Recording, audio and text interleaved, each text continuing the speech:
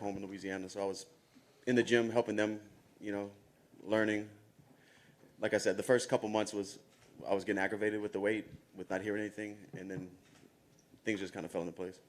Yeah, and I had the chance to speak with Mike Brown recently, and he said he's never seen you so motivated and just in such a good place with the improvements you made. Where do you think that comes from? Because you could the emotion you had after the fight with Oliveira, it seemed like maybe you were at a crossroads of whether you wanted to keep doing this. So how did you find that motivation within yourself? Yeah, immediately after the fight, I was just heartbroken. But fighting is what I do. I'm always motivated. This one, I'm just very focused. Is that something just about the matchup, the opponent, or is this all kind of about you in this moment? It's all about me. Yeah, it has nothing to do with anybody outside of that, any opponent or circumstance or anything. Yeah, you like the fact that you get to kind of show you can bounce back again, though, right, from a tough moment? It seems like you've talked about that a fair bit. For sure, yeah, every time. Bouncing back, righting the ship, all those things are very important. And we had Michael in here earlier, and I've heard him say in some other interviews that he said he thinks you're the best boxer in the UFC, but he also said he thinks that in some ways you're maybe not the most complicated puzzle. What would you kind of say to that and that assessment of your game? It is what it is. I mean, I think I do a lot of things very well. And some big news today, you're the official hot sauce sponsor of the UFC. How long has this been in the works, and what was kind of your reaction to that being dropped during your fight week? We planned to announce it during fight week, but it's been in the works for months. It was a long process with my hot sauce team and the UFC's team, but we got it all done, and I'm happy to announce it. I'm happy to make it official. Yeah, what can that kind of do for the brand and just everything that may come out of that financially, exposure wise, everything like that? We'll see how much exposure we get from it, but it's great. I think the sauce being launched in my fighting career, a career that I fought, majority of it in the UFC, having this product that was kind of developed during that time. It's just a cool relationship to have and to be the official sponsor now. And just last thing for me, since the last fight, there has been a title change. We obviously have Makhachev now. When you have, Oliveira as the champ, maybe the road to getting back there isn't as clear, but you being a fresh contender to Islam, does that, give you any extra drive or motivation or maybe a clearer idea of what this fight means in the overall scheme of your career? Nothing's ever clear in this sport, man, especially in the lightweight division. But it definitely opens up doors. There's new opportunities. Different fights make sense now. New opponents, we'll see. But none of that matters until Saturday night. Dustin over here. You've been in the UFC for a long time. You faced so many top contenders. Some fights, it's not personal. Some fights, it seems personal. I could be wrong, but this fight seems like it's on the personal side. If so, why? Every fight is a bit personal to me. We're going to go in there and try to hurt each other. That's every fight. But it's just business. It's just business as always. Does Michael bring anything to the cage that you haven't seen before?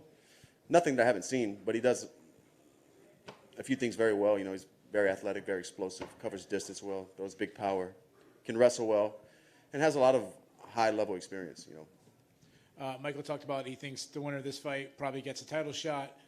But we had Alex Volkanovski here. He's moving up. What are your thoughts about him in the division? We'll see. We'll see how he fills out and how he stacks up against guys at lightweight. I know he gets heavy or was heavy in his past, but I'm not sure. We'll see when he starts competing. He's a hell of a fighter for sure. Good luck to you. Thanks. Dustin, what is your opinion on Michael at the moment? Obviously, you guys had that run-in by the cage a while back, and it looks a bit fractious, obviously.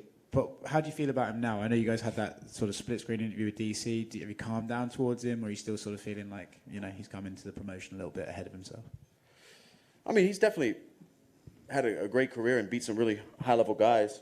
I don't know if he's ahead of himself, but that whole thing was about just him. I thought he was a little fake in some interviews and stuff like that. That's what that whole thing was about. Do you think that's something that could maybe not could get squashed after this fight? Like, you have the fight, you win the fight, and then those issues go away, or are they still going to be there and you just have your personal opinion on him? Yeah, I honestly don't know him personally. I just know him from experience of had run-ins with him in small conversations at different events, and then I see interviews he does and asks about me, or things just are different. But we'll see. You know, I'll shake his hand for sure.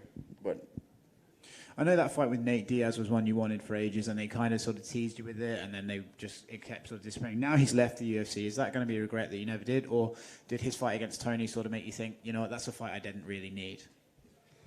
no, I've always wanted to fight Nate. You know, we tried to make it happen a few times. You know, it always fell apart. It sucks that he's gone now, and I won't get that chance to fight him. But it is what it is. Sport moves on. Dustin, back center here. Right here? Yep. This is going to be your first fight in 5 years that wasn't scheduled to be 5 rounds. Have you trained any differently, knowing that you only have 15 minutes max to do this? No, I trained the exact same way as I did for all those 5-round fights. Whenever I'm peaking and in the best condition I can get myself in, I'm ready to fight however many rounds there are. I train the same way in preparation. And it being 3 rounds, do you think that benefits you or him more? I think it benefits him for sure. I wanted it to be 5. And last one. I mean, lightweight's always been extremely stacked. Now you have Beneil Dariush on a win streak.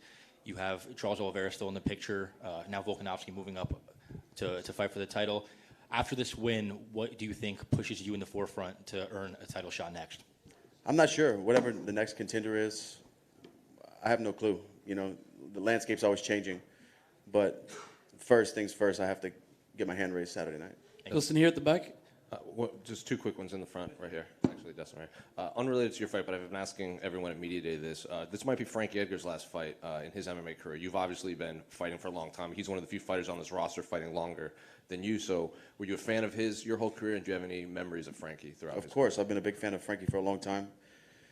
Had a great opportunity years ago to go out to Tom's River and train with him when he was preparing for Ben Henderson, be a sparring partner, and watch the way he works. And it was awesome. It was a good time in my career to go through that with him.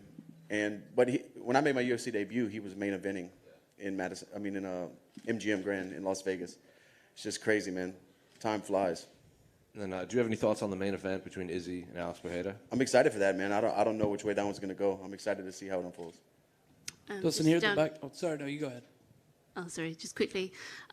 Michael said that he's expecting this to be a slugfest. Do you see that's how it's going to go down?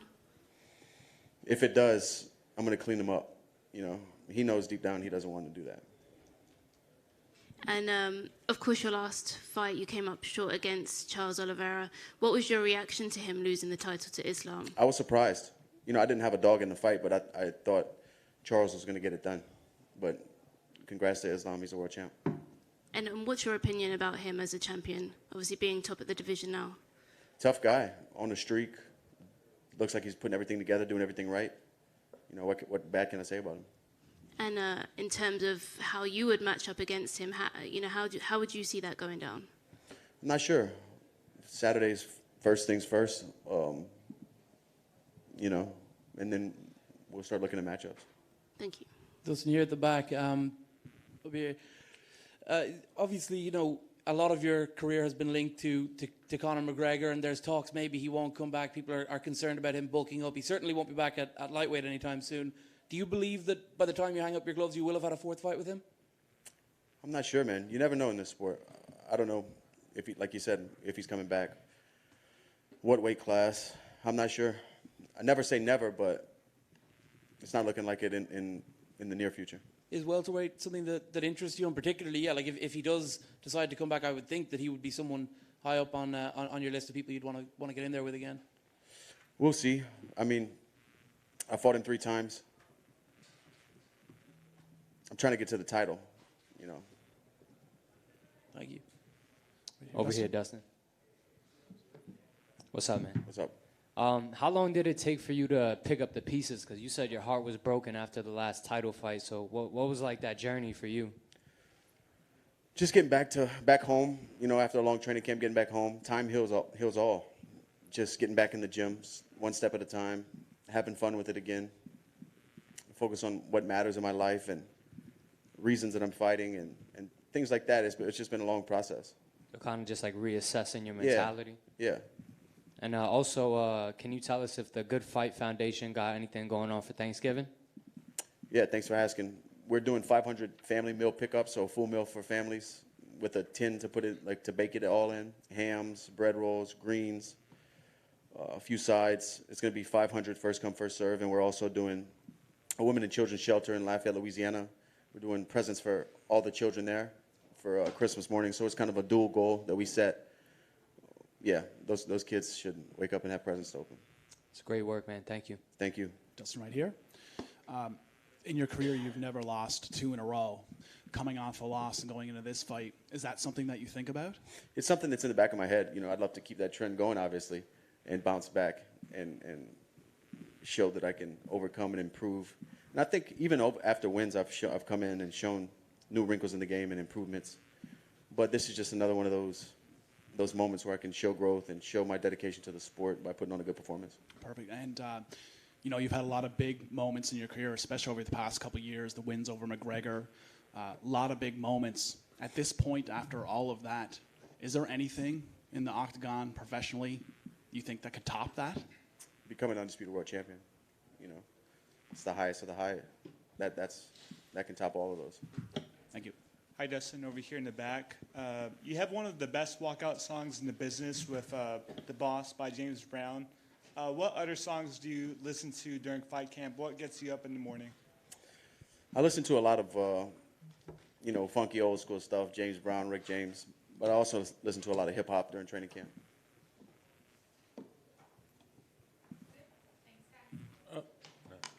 What's up? Somebody said something? Yeah, I got something for you. What's up?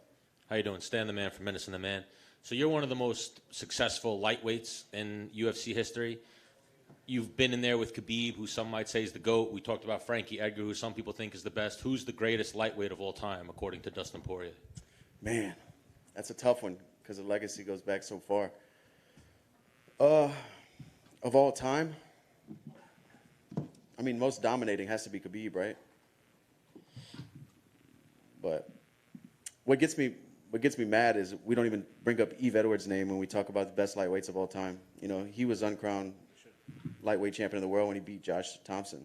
That highlight we see every show opening of him having his back and turning away with that head kick. That was the championship.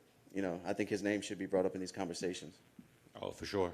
And then, so speaking of Yves, what are the chances? Like, did you game plan? Are you expecting Chandler to take this fight to the ground? Are we going to see some thug jitsu from you on Saturday? From the moment that bell rings, it's thug jitsu all day, every fight. No matter if we kickbox, fight in the parking lot, do jiu-jitsu or wrestle, every time that bell rings, it's thug jitsu. And